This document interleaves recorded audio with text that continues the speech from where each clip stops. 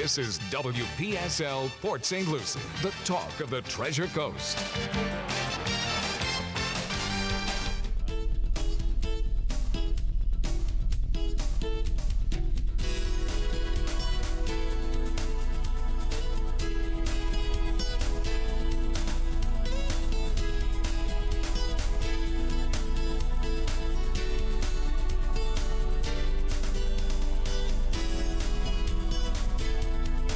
Well, a very pleasant good evening. It's time for Small Biz Florida with Mr. Tom Kindred. Thank you, sir, and welcome to another segment and installment of Small Biz Florida, the podcast and broadcast. It's all things business across the state of Florida and the entire Treasure Coast. Small Biz Florida is brought to you by the Florida Small Business Development Center Network and is produced by the Florida SBDC right here at Indian River State College. Small Biz Florida is designed and produced to highlight and promote the business, assistance, and resource programs, celebrate entrepreneurial success, and present best practices, and most importantly, provide timely business information for Florida's small business owners and operators. I am Tom Kindred, and I serve as the Regional Director for the Florida SBDC at IRSC. So, Greg, how are things in your world this evening? We are progressing. That's good. Getting closer to basketball. Yes, I understand you'll be surrounded by plexiglass and thermometers and tested 3 times a day, and so. No, not 3 a day. 3 a week is bad. Oh, 3 a week. Okay, 3 a week. All right. Yeah. All right. Yeah, well, that's good. But yeah, we're going to use a plastic shield. One of my buddies at ESPN was telling me that it worked well for their guys in the bubble. So we'll give it a try.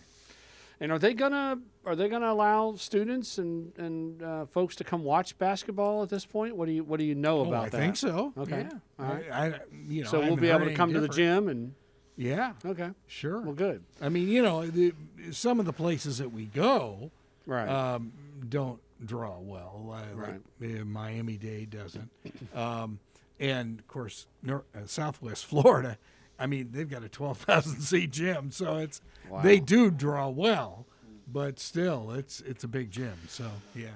Well, as I always tell folks, I mean, it is really cool to have Pioneer Athletics right here in our own town.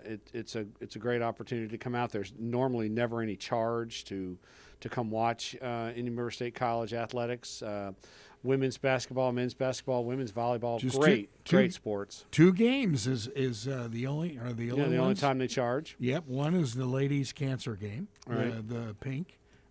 River Pink, and then the other is the Veterans Classic. It really is. It's a fun activity in the evening, and I'm telling you, it's good basketball. Oh yeah, it's good basketball. Oh yeah, sure. Yeah, I mean, and let me tell you, you're really almost on the floor in that gymnasium. It really is kind of nice to go and watch a game, and when they play somebody like Miami-Dade, or I mean, I've seen it come down to the last second free throw. So. Oh, yeah. Yep. Anyway, it should be fun. And, of course, Florida Southwestern has 3 NCAA Division I students in their starting 5. Predicted once again to go to the national tournament. I mean, they're great. So that's going to be interesting to have to play them 3 times a year. Wow. Oh, boy. And, Greg, I always, too, I need to say it more often, but you just do a great job of supporting Pioneer Athletics, and for you're calling every single basketball game, and you really to be complimented on the work you do to promote the program at IRSC, and I know they love having you as really you're really part of the team, like the team mascot.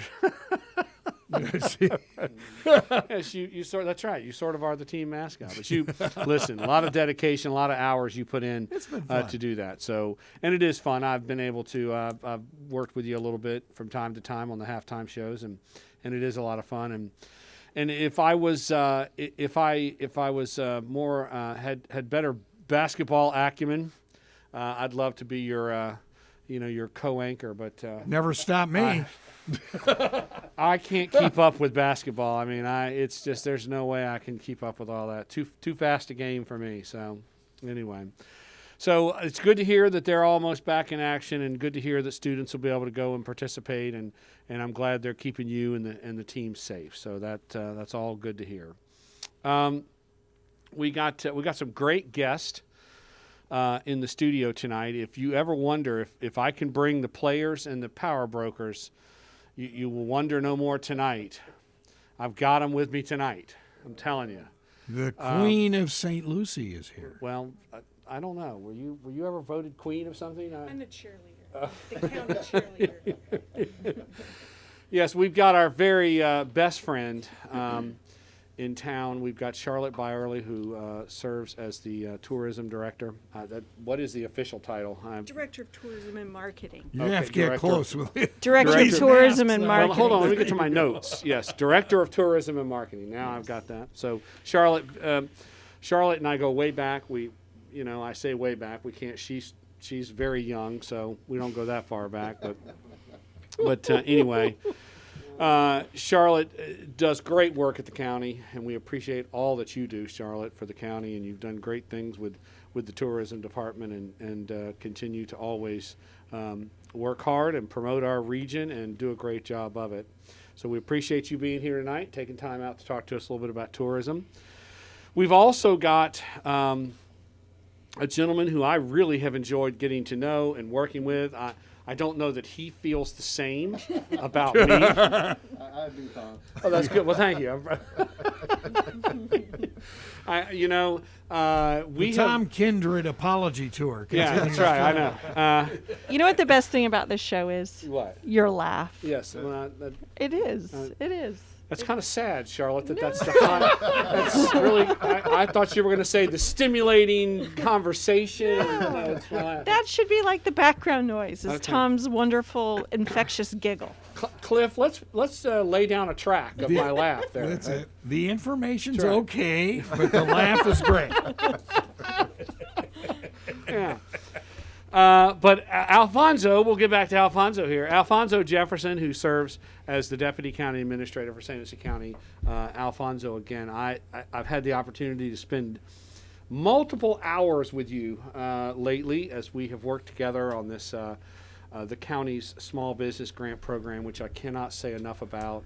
Really appreciate the hours and time you've put into this and your dedication to making sure that you are getting these funds out in the hands of small business. So I really have enjoyed working with you, and I appreciate your leadership and guidance and determination in the efforts in working this CARES Act funding that the county got. So I really appreciate that, Tom, but I also like to say this is a team effort. Definitely like to thank the Board of County Commissioners because they have really just stepped up and allowed us to have a lot of flexibility within the program itself as much as we can. I also like to say thank you to our county administrator, Howard Tipton, as well. Their leadership really has allowed us to do some great things with these CARES Act dollars in our community. Well, we're gonna talk about it at length here in just a minute. So anyway, we appreciate both of you being here tonight. Important conversation tonight, CARES Act funding and what's going on with tourism, because that, again, big part of our regional economy. So, but just a couple of quick notes as we get started here tonight. Latest issue of Treasure Coast Business is hot off the presses, arrived yesterday. So I got them picked up and we started getting them distributed. Again, I want to make sure that everyone knows, if you go back even 2 issues of this magazine, I can tell you it's good to grab all 3 of these issues. The last 2 issues had special inserts that had a lot of articles about business resiliency and help and support getting businesses through the COVID issue. So again, these are pretty timely. You can keep these around on the coffee table for a while. So latest issue is no different. We don't have a special insert in this one. However, there's some great articles. There's an interview with the new college president, Dr. Moore. So he's got some great things to say about a direction he's taken the college in. So it's all good. So I would encourage you to pick up the latest issue of Treasure Coast Business. You can, and if you can't find it, you can always call me, and I'll deliver one personally to your house. That's How about that? That's right. That's my guarantee. And are you going to give your wife's cell out again in case somebody wants you copy of this? I'll absolutely give you my wife's cell phone number. I couldn't believe you did that. She's a school teacher. She can't answer the phone. You'll never get an answer. I'm telling you, she goes into a complete, a blackout period where she cannot answer the phone. So, all during the classroom, during the class day. So anyway, pick up your latest issue of the Treasure Coast Business. Also, a couple of really unique events coming up. We are doing on November the 5th. The Florida SBDC at IRSC in partnership with two other centers. We're partnering with the FAU Center and we're partnering with the FIU Center. And TD is sponsoring. We're going to do a CARES Act SBA loan program, the PPP, what you need to know. The coronavirus is impacting all aspects of our economy. Many businesses have turned to the payroll protection program to get capital. The webinar will provide the business owner with key information on the PPP program, including recent changes to the PPP loan forgiveness and PPP loan forgiveness application tips. So incredibly valuable and useful webinar. That's going to take place on November the 5th. TD will actually be making the presentation. Our SBDC consultants will be on the webinar to answer any questions if local clients have questions. They're also going to do a Spanish version. Ooh, okay. Same webinar, Spanish version, November the 17th. And so anyway. Maybe we can rebroadcast that on La Gigante. I think you should. Yeah, that would be a great idea. We can do that. Charlotte, make a note of that. Okay, on it. Okay. Then we are also, just for those taking notes, we are also going to do a local PPP loan forgiveness webinar. Our good friend and partner, Deb Salas from the SBA District Office in Miami, will be presenting that program. That's going to take place on November the 10th. We don't have a time for that yet, but we will absolutely be promoting that. So, again, going to have 2 workshops, really 3. Including the Spanish version. We're going to have 3 workshops on making sure you understand that PPP loan forgiveness. And then we've got a very unique event that we'll start promoting too. We've got an Opportunity Zone workshop. That's going to take place on November the 19th at 1 o'clock. It's about a 4-hour webinar. We'll be taking business owners who are interested in the Opportunity Zone program. So local leaders, developers, aspiring and existing small business owners and investors will learn about a new and exciting investment tool, which is the Opportunity Zone. The SBDC at IRSC in partnership with Madison Street Strategies is going to host this Opportunity Zone workshop to help aspiring and existing business owners learn how to leverage and benefit from this new investment program. We'll have panelists and presenters. We'll take a deep dive into the Opportunity Zones, the tax benefits, eligibility requirements, available resources, and more. So, again, Opportunity Zones were created by the 2017 Tax Cuts and Jobs Act.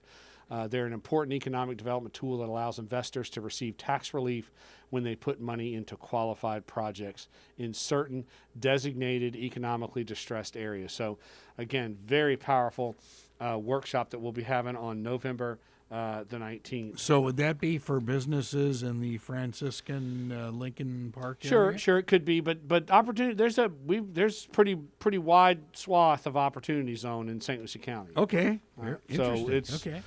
And then very quickly, just to wrap it up, CCTI's got an Excel Basics to Intermediate Excel class that'll take place starting November the 3rd. Again, that's on Tuesdays and Thursday evenings. And then we've got our very popular Advanced Photography class that is all cranking back up, and that'll start November the 10th right here on main campus. So anyway, got all kinds of things going on, got some very important workshops coming up with some really good information, timely stuff. So with that, you can always check out that irscbiz.com site for more information on all that's going on.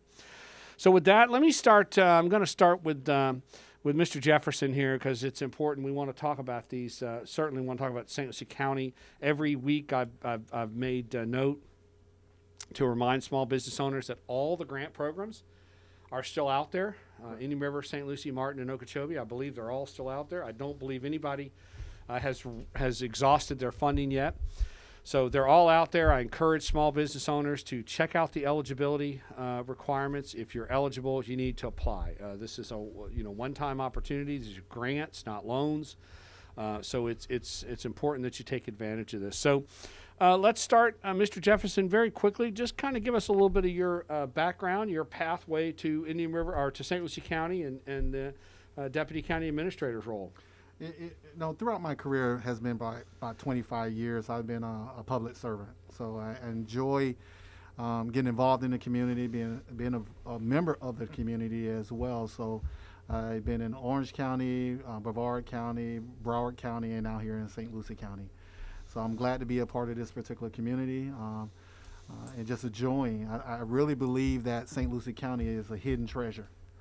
I love the beaches here. I love the activity. I love the people here. So it's just been great. And I've only been here for 4 months. So it's been 4 months, and it seems like much longer. I've been involved in many different things in this short 4-month period. Well, the last 6 months feels like about a year. So you're right. Yeah, we're living in dog years now.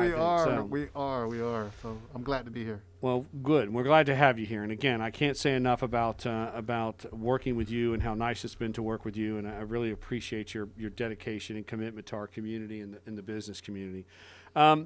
Give us a quick overview. How is St. Lucie County doing with reopening? I mean, are we completely reopened now? Where are we as a county? Well, when I look at the county itself, there's just say county government right now is that, when you look at the services that we provide, we are open.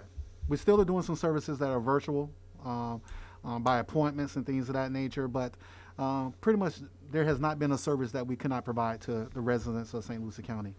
You've seen a lot of things that are happening with our parks and recreation, where we've opened up our parks. We've been opening up our Fin Center, those type of things. We're following CDC guidelines and all those aspects when we open up these items. But pretty much county government is open and operational and fully operational in all aspects of our services that we provide. Yeah, and you touched on a good point, Parks and Rec. Parks are open, boat ramps. I mean, boat ramps are open. All our activities are open. So beaches, boardwalks. Okay. Nothing is closed in St. Lucie County. All right, nice. Mm-hmm. Let's talk about the CARES Act. So counties across the state of Florida, I guess bigger counties, received their money a little earlier. Hillsborough, Duval, maybe.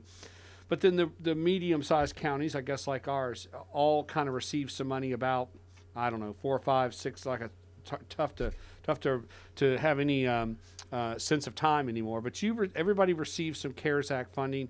Counties had some leeway in developing budgets and how they were going to spend the money. Mm-hmm. Talk a little bit about the CARES Act and the money that came in and what the county's role was in determining how to spend that money. Just as background, there were 12 what they call large counties that received direct allocation from the federal government. The 55 counties, we received our money directly from the state of Florida. So that was like smaller, medium counties. So we actually received our first allocation, about $13.8 million, somewhere around the June timeframe. And from that timeframe, in July, we were rolling out a program. We were rolling out pretty much a good portion of our programs in the July timeframe, which was individual financial assistance. We were helping out our municipalities. We carved out money for them.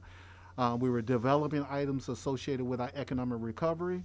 We also were covering public health and public safety expenditures as well. So essentially what we did, we went to the Board of County Commissioners and we laid out a plan, a good plan in a short period of time, and where we wanted to hit the community. We wanted to really benefit the community. From our individual financial assistance to economic recovery, that was very big for the Board of County Commissioners, and make sure that our businesses and our residents were benefiting from this money. All right. And you, again, been very innovative, I think, and generous in support of the business community. Talk a little bit about specifically how you developed the plan. I think you worked early on with the EDC, developed a great website for people to apply. Talk a little bit about the business part of this CARES Act funding. Well, like I said before, it really was a team effort. We got a great staff in St. Lucie County. We got some great innovative ideas along with the EDC, along with you, Tom, as well. Thank you. We appreciate the plug there. All that feedback allowed for us to develop a program that fits St. Lucie County.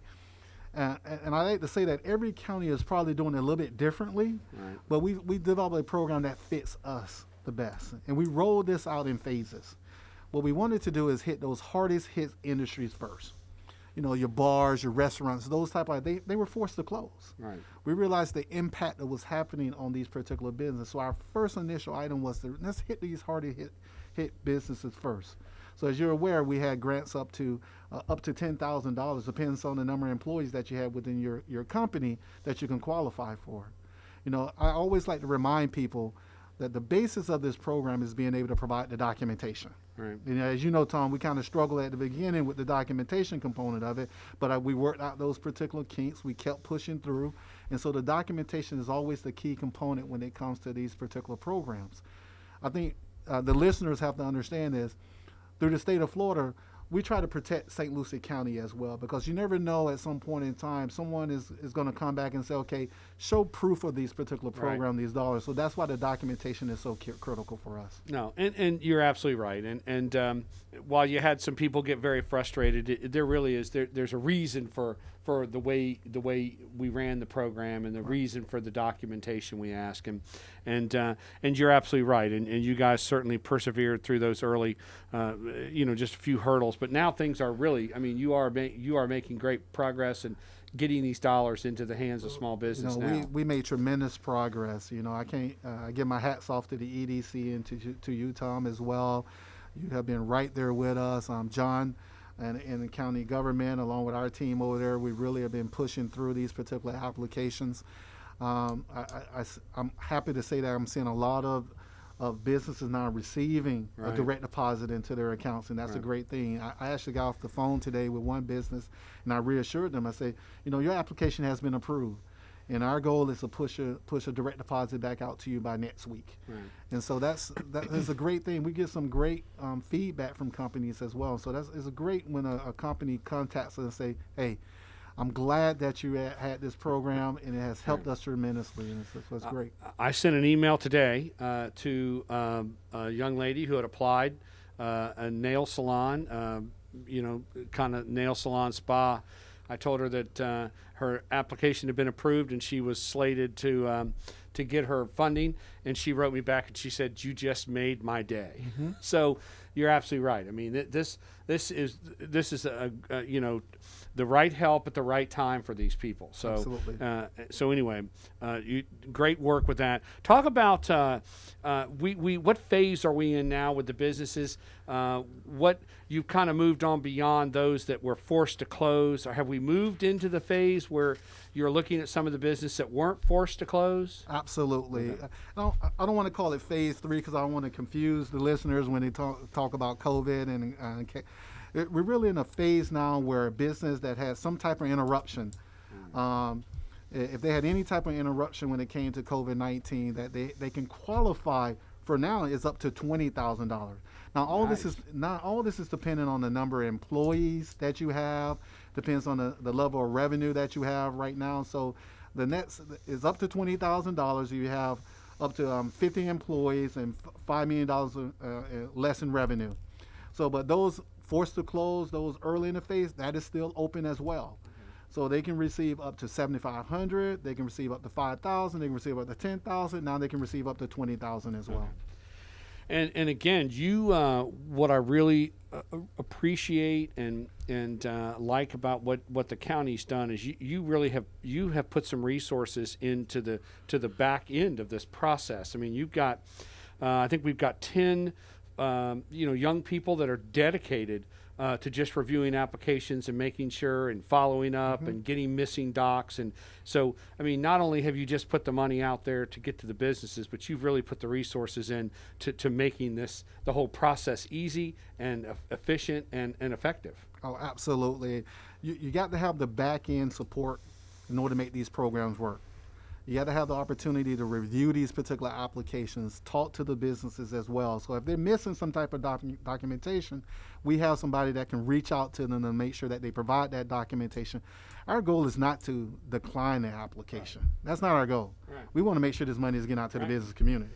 Well, and I guess it's a fair question to say too. If we don't spend this money, then it really goes back to the funding source, right? So your goal is let's get the money out. We don't want to send it back. Our goal is to spend 100% of these dollars. Okay, all right. On St. Lucie County. Okay, nice. Mm-hmm.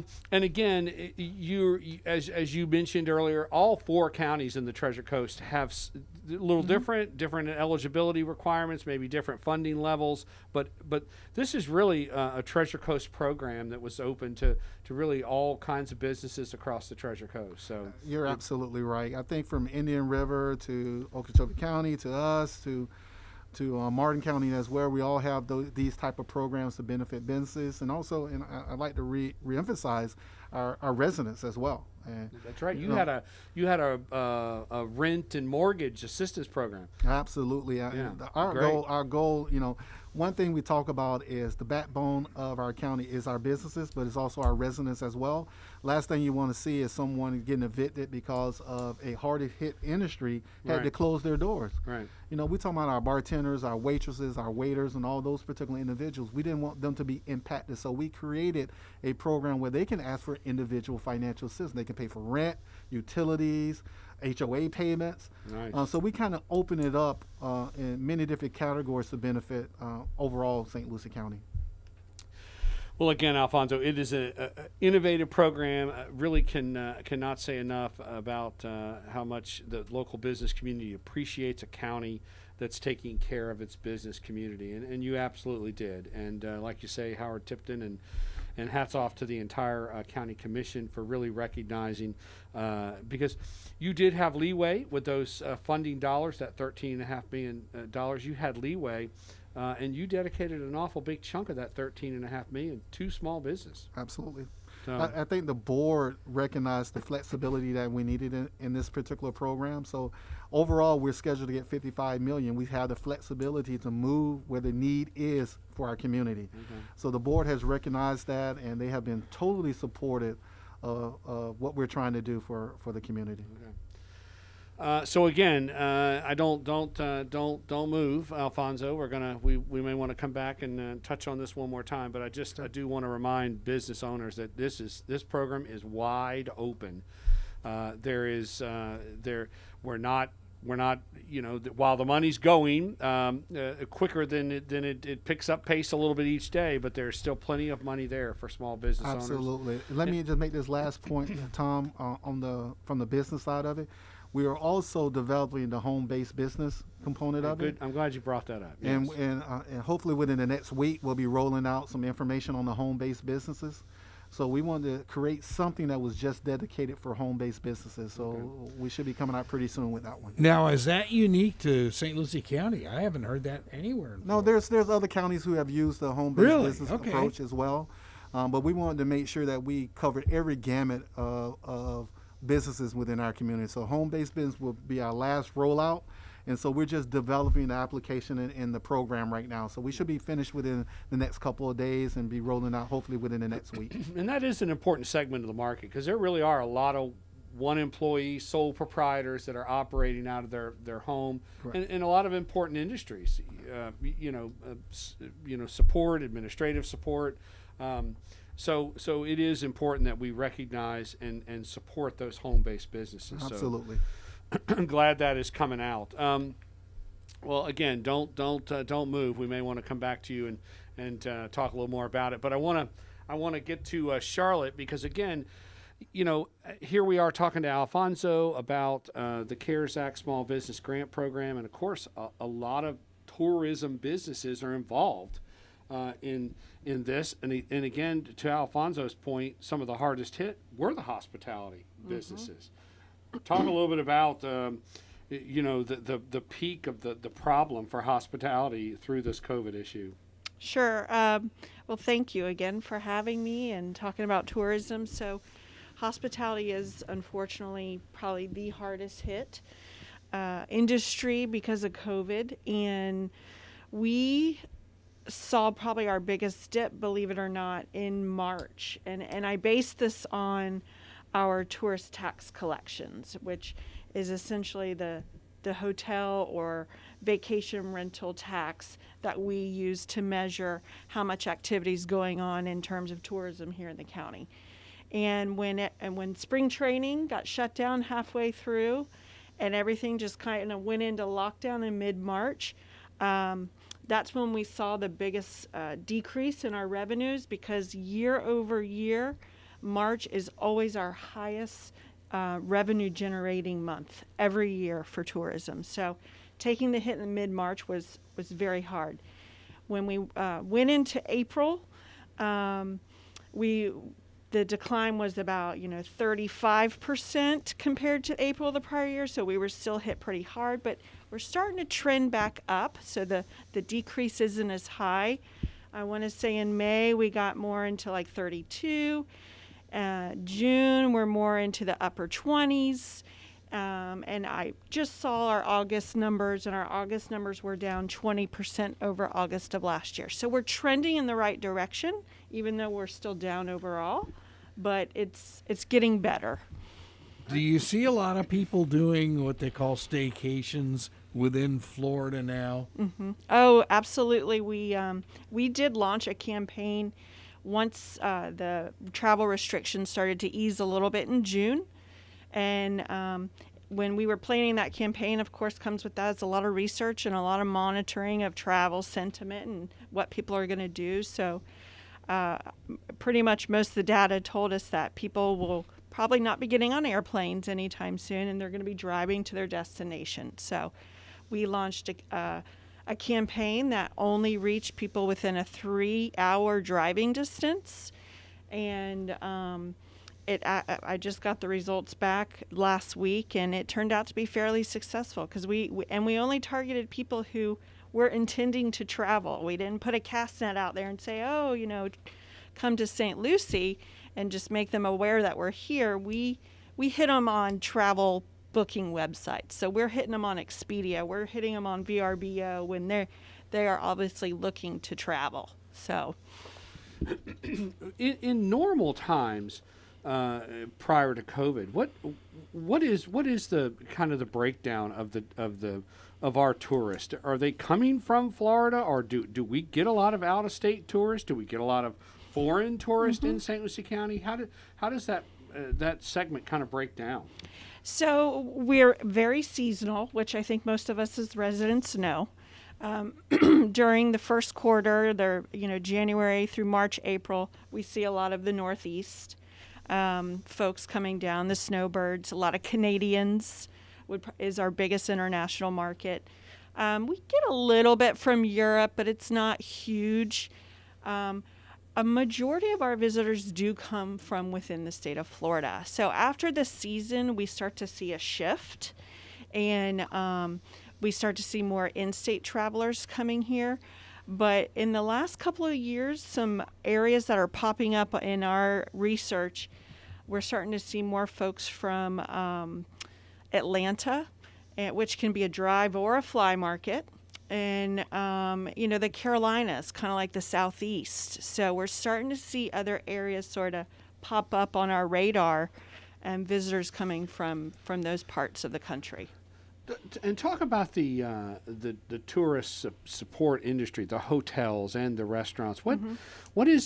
How is St. Lucie County trending in that area of tourism? Are we building more restaurants? Are we getting some more hotels? I mean, are we kind of ramping up for bigger and better times? And I know COVID probably threw a wrench in the middle of it, but prior to COVID, is that the trend we're on in St. Lucie County? Are we seeing that? Are we seeing that kind of interest in the county from hoteliers and restaurateurs? I don't have a lot of information on the restaurant side of things, but I will tell you from a hotel standpoint, we just had a new hotel in Tradition open up, Town Place Suites, and that opened up last year.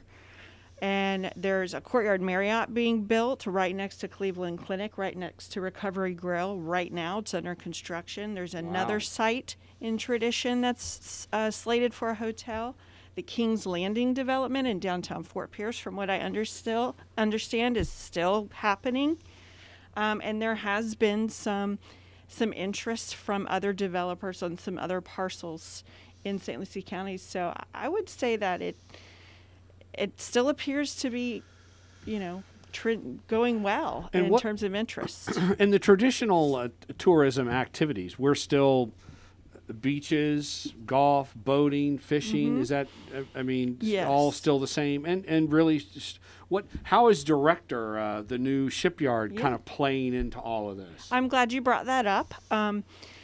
So from an attraction or an offering standpoint, we haven't changed all that much. We haven't added a major amusement park, or we haven't added any beaches, anything like that. So that's pretty much status quo. But with Director coming on board and the opportunity for us to have exposure to mega yacht captains and crew from all over the world coming into Fort Pierce just adds a whole level of awareness. Who are going to be here for a while, too. Some of them will stay here and be, depending Sure. on what kind of work is going to be done on the vessel, they're going to stay at port or in crew housing for a week or a month at a time. But regardless, they're going to know now Fort Pierce in St. Lucie County. They're going to know that it exists, whereas some of these international folks have probably never heard of Fort Pierce. So it's going to be huge, in my opinion. And then what about events in St. Lucie County? There's a small event that I think used to take place every month called Friday Fest. I don't know who created that thing. Did someone come up with that? I don't know who started that crazy event downtown. But what They should about question that person's sanity. Though. I know. What was that guy thinking? I don't know what he was thinking. But what about events? Are we? And again, unfortunately, we can't talk about tourism until we talk about the Sunrise Theater. What's the story? Is it closed at this point, or they have not been doing events in the theater? They have announced some virtual shows that you can stream and watch.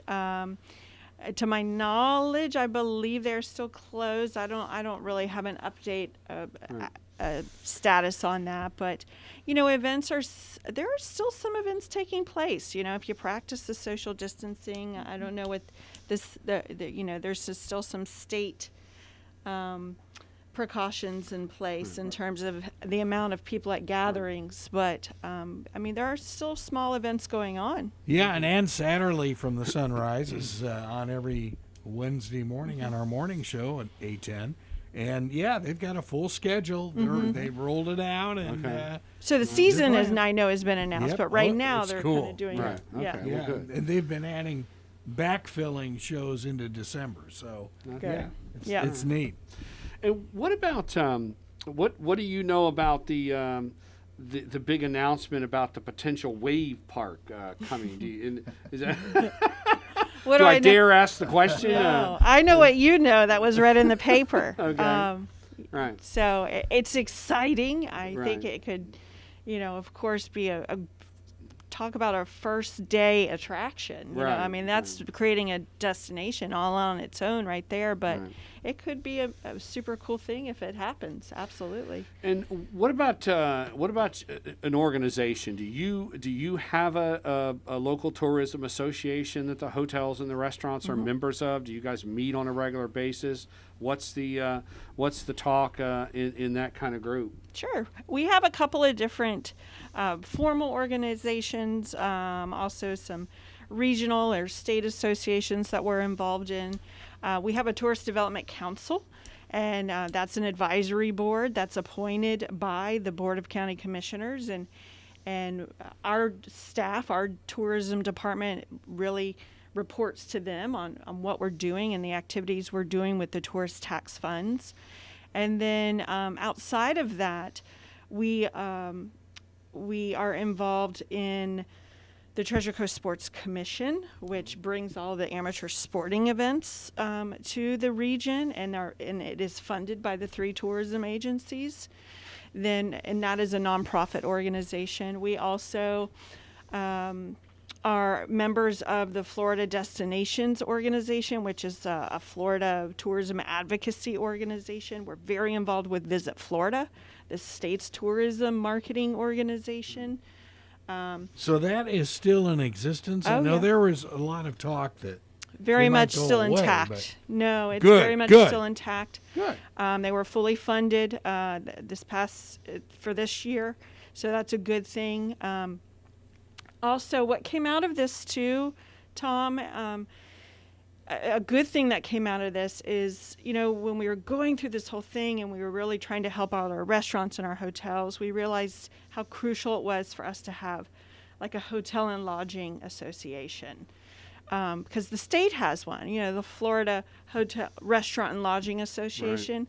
But we didn't have a Treasure Coast chapter, and we weren't really large enough to have a St. Lucie County chapter. So we reached out to our partners in Indian River and in Martin, and we are officially forming a Treasure Coast chapter for the Florida Restaurant and Lodging Association. So that's a good thing that came out of this, because we needed those resources from the Florida Restaurant and Lodging Association. Yeah, if you work all together, I Yeah. mean, yeah, it makes sense. And they were on top of it, on all of the changes and protocols that were taking place when we were really at the peak of the COVID crisis. And you bring up a great point, and I turn it into a question. I mean, how closely do we work as a group? Do we try? I know the EDCs kind of say they're friendly competitors, but they do work together. Do the tourism directors meet regularly? Do you talk about a regional strategy? All the time. I was actually on my way here. I was on the phone with the tourism director of Martin County. We share information. We share. There's certainly a component that we do our independent marketing is Visit St. Lucie, but we realize that we all have such limited budgets that there's only so much we can do independently.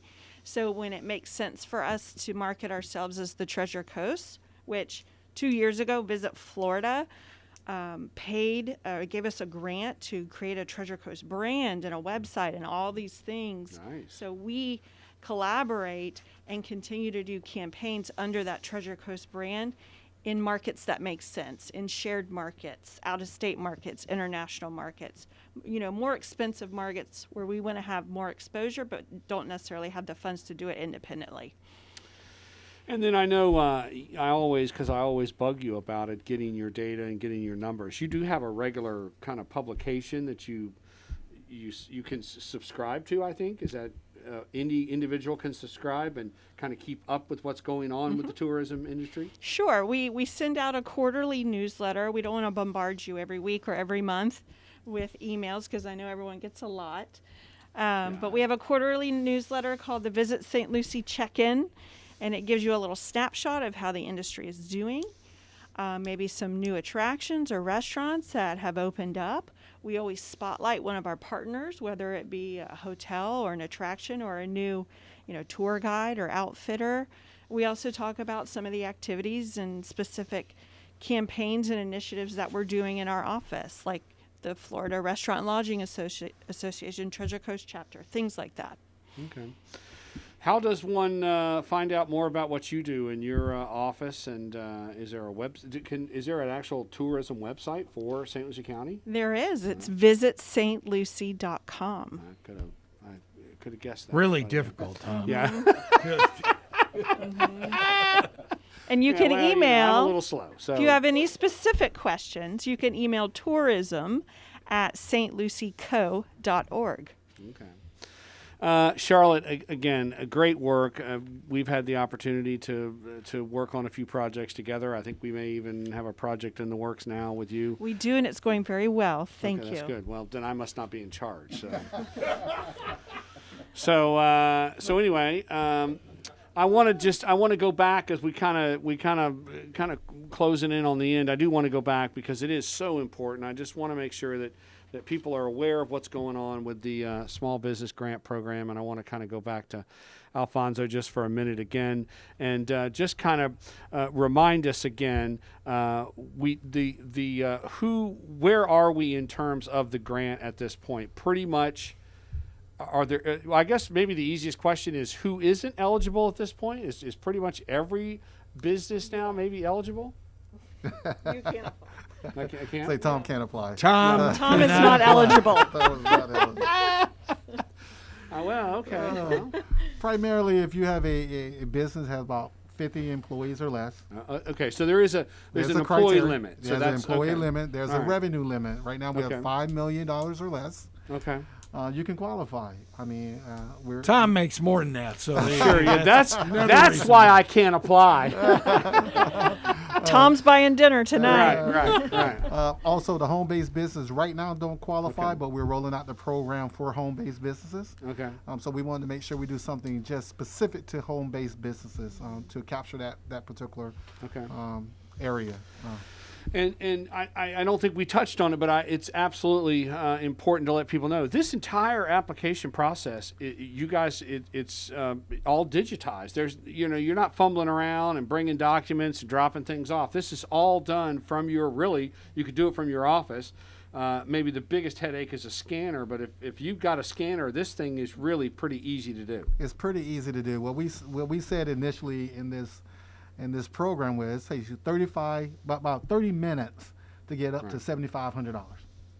So if you have all your documentation in place, it's an easy process. It's all electronic. You can upload your application, and we get your application immediately. That's a pretty good compensation rate. Yeah.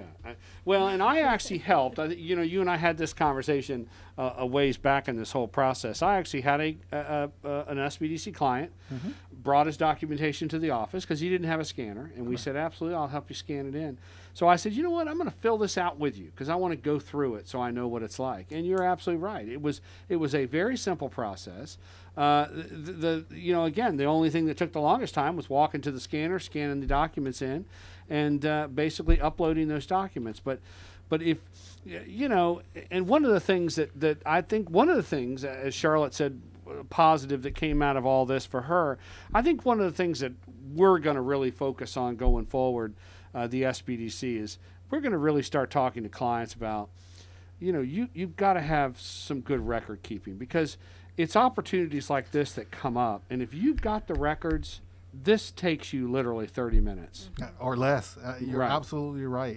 It's all about the documentation that you have, your records. If you have those all ready to go, it takes you no time at all to just complete the application. Right.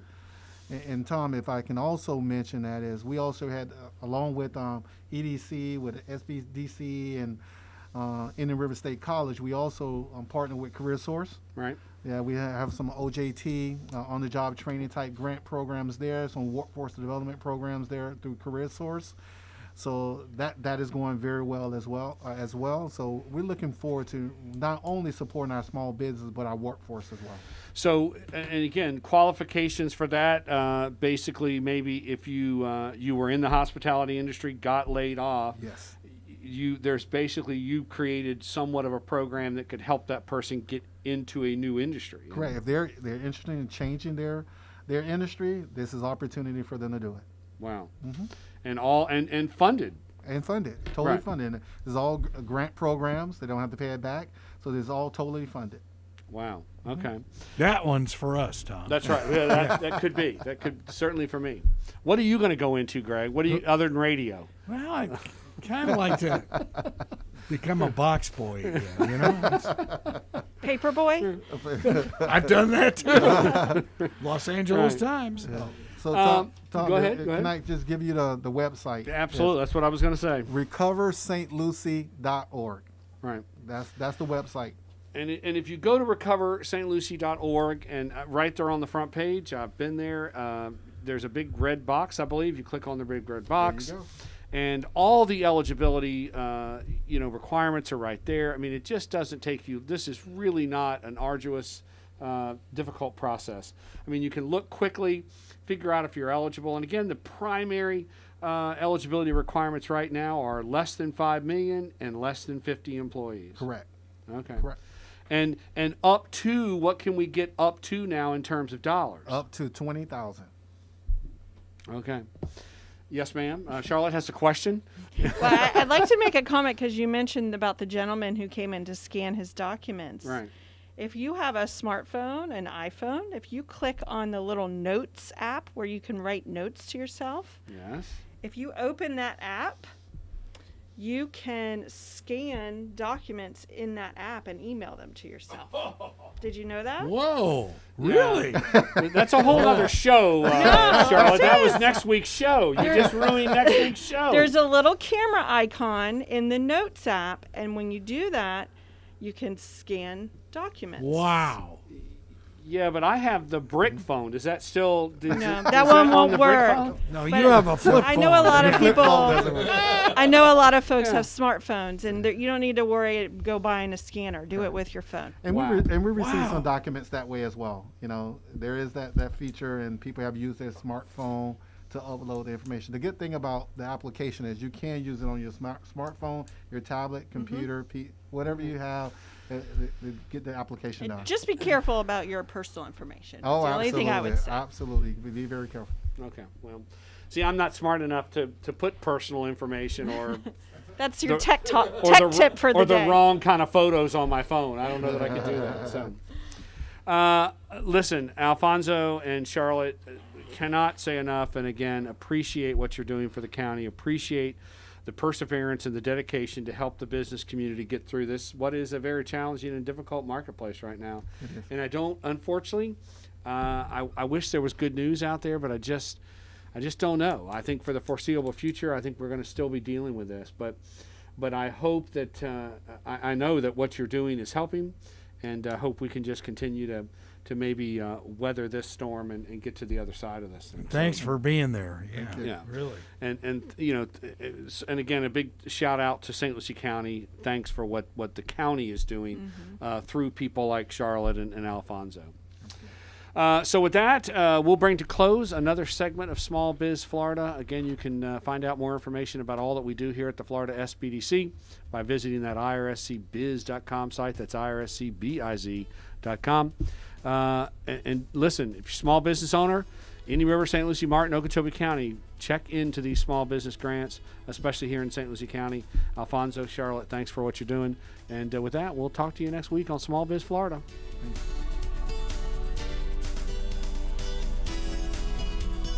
You've been listening to Small Biz Florida on WPSL Port St. Lucie, WSTU Stewart.